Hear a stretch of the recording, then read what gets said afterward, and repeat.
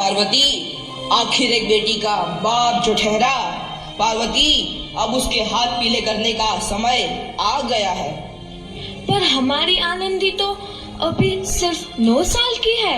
अभी तो उसके पढ़ने, लिखने और खेलने कूदने के दिन हैं। देख पार्वती, लड़कियां पराया धन होती है और जितना जल्दी इन्हें घर से विदा कर दे उतना अच्छा है। कल से आनंद की पढ़ाई लिखाई बंद। पर बापू, इसमें मेरी क्या गलती है? आप मुझे पढ़ाई करने क्यों नहीं देते? तेरी गलती है कि तू एक लड़की है।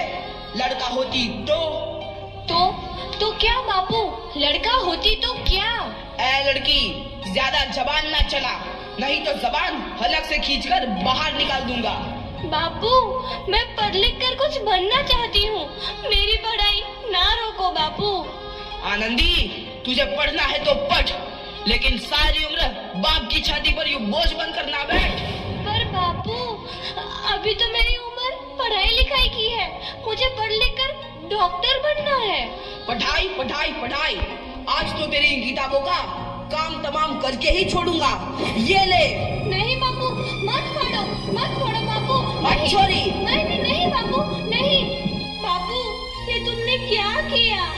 तुमने मेरी इन किताबों को ही नहीं फाड़ा बापू, मेरी किस्मत फाड़ दी, मेरी किस्मत। ये कापी किताबें ना सिर्फ छोरों के हाथ में अच्छी लगती है, लड़कियों के हाथ में तो सिर्फ मेहंदी अच्छी लगती है, मेहंदी। पर बापू, मैं लड़की हूँ तो क्या हुआ? लड़का और लड़की तो हमारी दोनों आंखों के समान होते हैं। चुप कर आनंदी, और यह एहसान मान कि अब तक जिंदा है तू। कहीं बचपन में गला दबाकर मार दिया होता तो यह तेरी बकबक नहीं सुननी पड़ती आज। पर बापू, मुझे चूल्हा जलाना अच्छा ना लगे है। देख छोरी, जितना जल्दी हो तू चूल्हा जलाना सीख ले, उतना ही अच्छा है तेरे लिए। और हाँ, तेरा ब्याह तो होगा, वो भी कल के कल। अबला जीवन है तुम्हारी यही कहानी। आंचल में है दूध और आंखों में है पानी। मुझे माफ कर दे बेटी, तेरे बापू के जिद के आगे मेरी एक न चलेगी। माफ कर दे बेटी, मुझे माफ कर दे। इस प्रकार मात्र 9 वर्ष की छोटी उम्र में आनंदी का विवाह गोपाल राव जोशी से हो गया। बाल विवाह एक सामाजिक कुरीति है और इस कुप्रथा का शिकार होना पड़ा आनंदी को। 5 वर्ष बाद आनंदी 14 साल की हो गई है। उसके घर एक शिशु ने जन्म लिया है। देखते हैं आगे क्या हो। देखिए ना, इसे क्या हो गया है?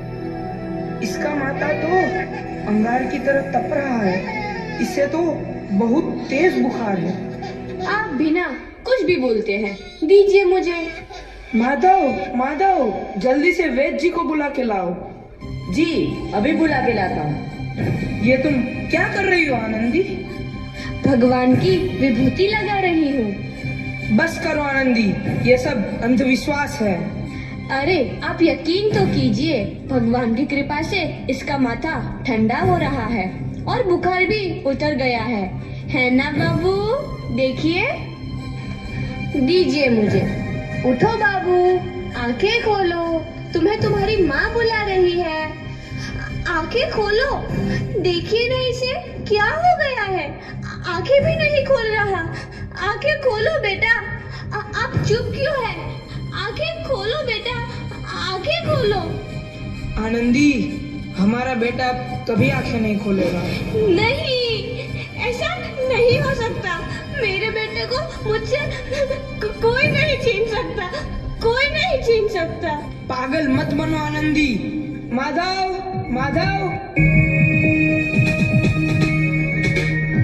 आनंदी, बंद करो ये पागलपन। भगवान ने मेरा बच्चा छीन लिया। भगवान ने नहीं, तुम्हारी अशिक्षा और अंधविश्वास ने तुम्हारा बच्चा छीना है। अगर तुम पढ़ी लिखी होती तो आज हमारा शिशु जीवित होता। तुम अनपढ़ थी आनंदी, अनपढ़। नहीं, अब मैं अनपढ़ नहीं रहूंगी मैं अनपढ़। मैं पढ़ूंगी ताकि कल किसी और आनंदी को इलाज के अभाव में अपना बच्चा ना खोना पड़े। शाबाश आनंदी, और यही तुम्हारे अपराध के लिए प्रायश्चित भी है।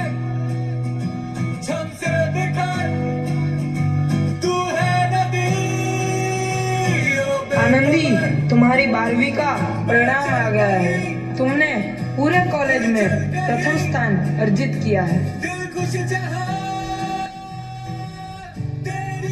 आनंदी, तुम्हारी मेहनत रंग लाई है। तुम्हें शिक्षा वृत्ति मिली है। ये लो तुम्हारे अमेरिका जाने की टिकट। मुझे शिक्षा वृत्ति मिल गई। मैं अमेरिका जा रही हूँ, पर ये सब मैं अकेले कैसे कर पाऊंगी? आनंदी, अपना आप को इतना कमजोर क्यों समझ रही हो? फिर इतना पढ़ने लिखने का क्या फायदा? तुम अभी गवार की गवार नहीं हूँ मैं अब गवार।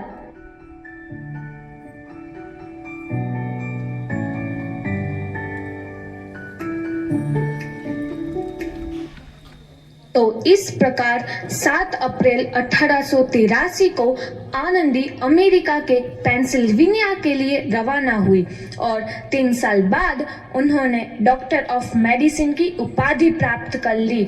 इधर आनंदी के पिता की तबीयत बहुत खराब है। आगे क्या होता है देखते हैं।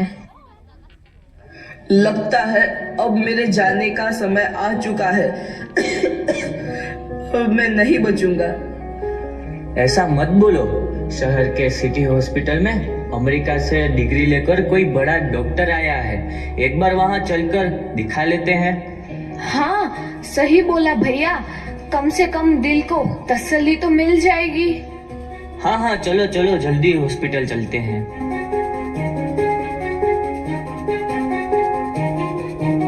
इस मरीज की हालत तो बहुत ही खराब है। कोई चमत्कार ही इसे बचा सकता है। ऐसा मत बोलो भाई। डॉक्टर साहब कब तक आ जाएंगे? लो आ गई डॉक्टर मैडम। डॉक्टर मैडम जल्दी देखिए, मरीज की हालत बहुत ही खराब है।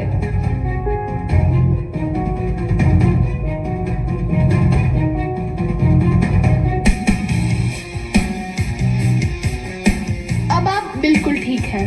मौत के मुंह से आपको बचाया है डॉक्टर मैडम ने। डॉक्टर साहब ने मुझे बचा लिया। मुझे मिलना है डॉक्टर साहब से। डॉक्टर साहब नहीं, डॉक्टर मैडम बोलो। डॉक्टर मैडम, उन्होंने ही तुम्हें जीवन दान दिया है। लो आ गई डॉक्टर मैडम, मिल लो उनसे। डॉक्टर मैडम, आपका बहुत बहुत धन्यवाद। आपने मेरी जान बचाई। इसके बदले में मैं गरीब भला आपको क्या दे सकता हूँ? वचन चाहिए मुझे कि कभी ये नहीं कहोगे कि लड़कियां कुछ नहीं कर सकती। वचन? ये कैसा वचन? अरे श्यामलाल, तुमने पहचाना नहीं? तुम्हारी बेटी आनंदी। आनंदी? मेरी बेटी आनंदी डॉक्टर? हाँ बापू, वही आनंदी जिसके लिए बचपन में तूने चूल्हा और दुल्हा के अलावा कुछ नहीं सोचा था। आनंदी, आनंदी मेरी बेटी, मुझे माफ कर दे। मैं तेरा गुनहगार हूँ बेटी। नहीं नहीं बापू, वही आनंदी जिसके हाथ पीले करके तुम उसकी सारी जिंदगी काला कर देना चाहते थे। माफ कर दे मुझे मेरी बच्ची, माफ कर दे। मैं तेरा अपराधी हूँ मेरी बच्ची, माफ कर दे। नहीं बापू, मैंने तो तेरा एहसान चुकाया है। याद है ना अपना एहसान जो बचपन में तुमने मुझ पर किया था? ताने सुना सुना कर जीते जी मार डाला था मुझको। अब बोल, और किस किस को मारेगा? आनंदी बेटी, मुझे माफ कर दे मेरी बच्ची। मैं तेरा गुनहगार हूँ। बापू, आपने ही तो बोला था किताबें सिर्फ बेटों के हाथ में अच्छी लगती है, बेटियों के हाथ में तो सिर्फ मेहंदी। बेटों और बेटियों में फर्क करना तो आंखों में फर्क करने समान है। एक का पढ़ना और दूसरे का ना पढ़ना सामाजिक अंधकार है बापू, सामाजिक अंधकार। उपकार मांगता हूँ मैं तुझ जैसी बेटी का, जिसने सारी उम्र मुझसे कुछ ना मांगा तो सिर्फ बराबरी का दर्जा। वरना सच तो यह है कि मैं तेरी माफी के लायक भी ना हूँ। मुझ जैसा बाप तेरी बराबरी कर सके, उसके मैं लायक भी ना हूँ मेरी बेटी, मैं लायक भी ना हूँ। अपने बापू को क्या माफ नहीं करोगी आनंदी? माफ कर दो आनंदी, माफ कर दो। सुबह का भूला यदि शाम को घर लौट आए तो उसे भूला नहीं कहते।